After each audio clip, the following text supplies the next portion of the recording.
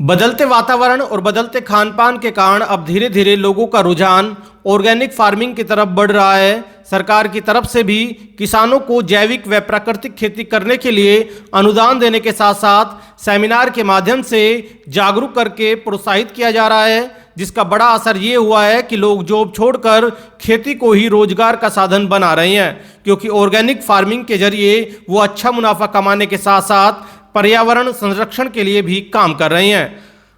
आज हम आपको रेवाड़ी के गांव गिंदोखर के रहने वाले सुरेश यादव उर्फ मास्टर जी के बारे में बता रहे हैं, जिनकी शैक्षणिक योग्यता एमए बीएड है, जो एक निजी स्कूल में प्रिंसिपल के पद पर जॉब करते थे।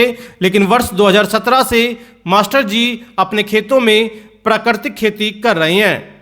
मास्टर जी के पास कुल 6 एकड़ जमीन है, जिसमें से 3 एकड़ जमीन पर वो नेचुरल गेहूं और सरसों की खेती कर रहे हैं। बाकी जमीन पर उन्होंने बाग लगाया हुआ है, जिस बाग में वे बेर, अमरूद, किन्नू, ड्रैगन, अनार सहित विभिन्न तरह के फलों की पैदावार मौसम के अनुसार करते हैं। केमिकल डालकर की गई फसल और नेचुरल गेहूं और सरसों में कितना बड़ा अंतर है, ये साफ तौर पर देखा जा सकता है। नेचुरल गेहूं की फसल की लंबाई करीबन 5 फीट तक है, जबकि केमिकल डालकर की गई गेहूं की फसल की लंबाई 3 फीट तक देखी जा सकती है। किसान सुरेश यादव और कृषि अधिकारी दीपक यादव ने कहा कि सरकार भी किसानों को आगे बढ़ने के लिए सहयोग कर रही है। शुरुआत मैंने सबसे पहले अपना वो जांच कराई मिट्टी पानी की, तो मेरा ऑर्गेनिक कार्बन बहुत कम था, 0.21 था। तो उसके बाद मैंने अपने जैविक से शुरुआत की सबसे पहले, क्योंकि एकदम से मैं नेचुरल फार्मिंग में नहीं उठा सकता था। तो जैविक से मैंने धीरे धीरे करके फिर मैं नेचुरल फार्मिंग में आया, और अब मेरी बिल्कुल इंच टू इंच ज़मीन नेचुरल फार्मिंग की है। मेरे फादर पैरालाइज हो गए थे, तो मैंने फिर स्कूल ड्रॉप कर दिया, एचएम पोस्ट पर मैं था।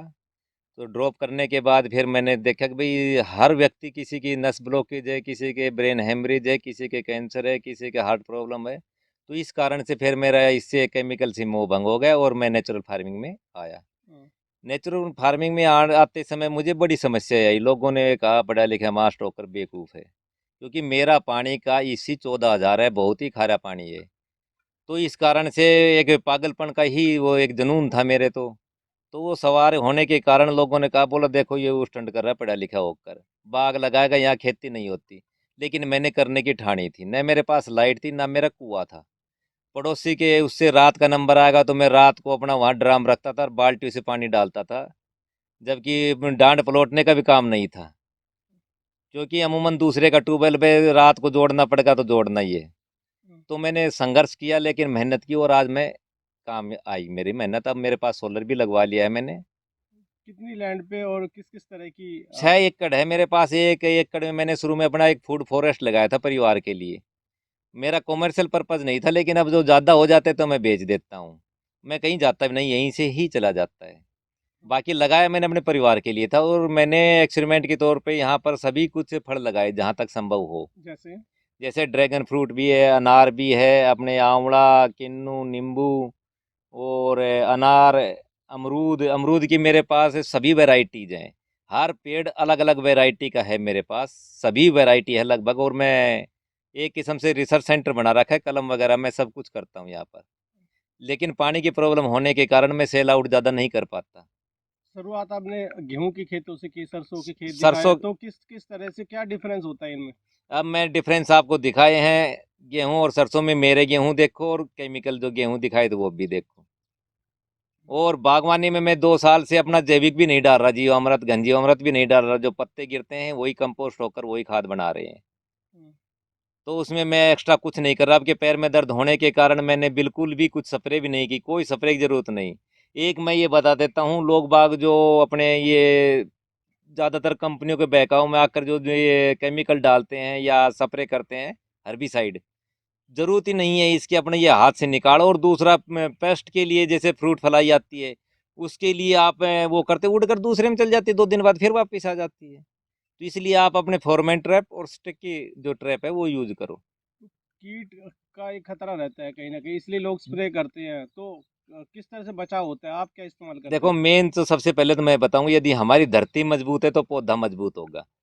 जिस तरह से मनुष्य की इम्यूनिटी बढ़िया है तो उसके रोग नहीं आते, इसी प्रकार हमारा पौधा अगर ताकतवर है तो उसके, मैं ये कहता हूँ, 90% रोग आने के चांस नहीं है। मैंने आज तक कभी भी स्प्रे नहीं की है ज़्यादातर अपने ये जो बोलते हैं केमिकल की या अपने जो जहर की 2,4-D वगैरह, ये मैंने कभी नहीं की है। अपनी जैविक ही करता हूँ, ना कोई ऐसा रोग आया है। छोटा मोटा आता है तो प्रकृति में संतुलन का भी है, वरना हम अपना नीमास्त्र का प्रयोग करते हैं। अब ये पीछे मेरे जो बांस का पेड़ है, इसके पत्ते गिर रहे हैं, ये सारे ही मेरे खाद बनाएंगे। कहते हैं कि इस इलाके में बांस नहीं लग पाता। ये देख लो, मैंने एक्सपेरिमेंट करके दिखाया, ड्रैगन नहीं लगता, ड्रैगन भी मैंने करके दिखाए हैं। अनार में बता रहा हूँ सभी है। केला का जो कहते हैं कि बहुत ज़्यादा पानी, लेकिन मैं केला भी कर रहा हूँ, लेकिन कॉमर्शियल नहीं, एक दो पेड़ हैं ये मेरे पास, क्योंकि इसमें पानी की बहुत ज़्यादा ज़रूरत पड़ती है। जी, ये देखा एक पौधे के साथ में दूसरा पौधा आपने ये लगा एक रखा है, ये क्या है? ये मल्टीलेयर है जी। ऊपर बड़ा पेड़ है, वो ऊपर फल देगा, उसके साथ आप ड्रैगन लगा जाए, एक पोल की बचत होगी 700 रुपए की।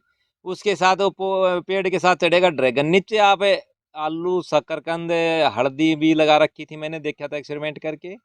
प्याज वगैरह ऐसा कुछ कर सकते हैं, मल्टी लेयर जो बोलते हैं, 5 लेयर 3 लेयर, जो भी आप कर सकते हैं करिए। क्या कहोगे किसानों को लास्ट में? किसानों को तो मैं ये कहूंगा भाई, थोड़ा सा 2-4 साल अब मेहनत कर लो, वरना बाद में आपकी धरती खराब होगी जब करनी। मेहनत आपको करनी ही पड़ेगी हम्म, प्रकृति में आने के लिए, क्योंकि अगर आप जीवांश कार्बन अपनी धरती का नहीं बढ़ाएंगे तो ये धरती नू समझो मिट्टी रह जाएगी। धरती माँ ना होकर एक मिट्टी रह जाएगी, और उसमें कुछ भी नहीं होगा, चाहे आप 2 कट्टा डालो चाहे 3 कट्टा डालो यूरिया डीएपी का। ठीक है। जीवांश कार्बन आखिरी में आपने बढ़ाने पड़ेंगे। हमने काफ़ी किसानों को चिन्हित किया है जो कि जैविक खेती के रूप में अच्छा काम कर रहे हैं और प्राकृतिक खेती के रूप में किसानों को ट्रेनिंग दे रहे हैं, ना केवल फिजिकल मोड पे बल्कि वर्चुअल भी ट्रेनिंग कराते हैं। तो इसी तरह से सुरेश जी हैं मास्टर जी, वो बिनोखर के हैं और काफ़ी पुराने समय से किसानों को जागरूक करने का काम कर रहे हैं, जैविक में और प्राकृतिक में अच्छा काम कर रहे हैं। किस किस तरह की चीज़ें कर रहे हैं सर, और सरकार की तरफ से क्या कुछ मदद है उनके लिए? सरकार की तरफ से मदद दी जा रही है, प्राकृतिक खेती को बढ़ावा दिया जा रहा है, उसमें लगातार उनको मास्टर ट्रेनर भी नियुक्त किया गया है। हर एक गांव में जाके ट्रेनिंग करेंगे और एज ए रिसोर्स पर्सन सरकार की तरफ से वो काम करेंगे। और सरकार की तरफ से प्राकृतिक खेती करने के लिए किसानों को देसी गाय और उसमें प्रयोग किए जाने वाले ड्रम्स वो सब्सिडी पे दिए जा रहे हैं।